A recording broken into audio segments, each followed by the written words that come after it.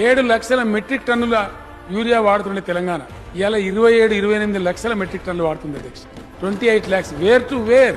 ఎరువు బస్తాలు అయితే మనుషులు తినరు కదా అధ్యక్ష. తింటామంటే కాంగ్రెస్ వాళ్ళకి పంపిస్తాం, మాకు అభ్యంతరం లేదు. అవైతే మనుషులు తినరు, అవి పంటలకే వాడవలసి వస్తుంది. మీరు తమరు అధ్యక్ష, తమరు స్వయంగా ఎన్ని ఢిల్లీ చక్కర్లు కొట్టిండ్రు, ఎన్నిసార్లు సెక్రటరీ దగ్గరికి పోయినరు, ఎన్నిసార్లు మంత్రుల దగ్గరికి పోయినరు.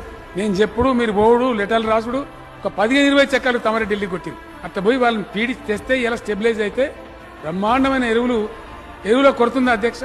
అదే కాంగ్రెస్ పీరియడ్లో చెప్పుల లైన్లు, పోలీస్ స్టేషన్లు ఎరువు బస్తాలు, మళ్ళా కాంగ్రెస్ ఇస్తే అదే గతి వస్తుంది. మళ్ళా చెప్పుల లైన్లు, లాఠీ చార్జీలు, 3 గంటల కరెంట్, 3 గంటల 7 గంటలు ఏది రాదు అసలు.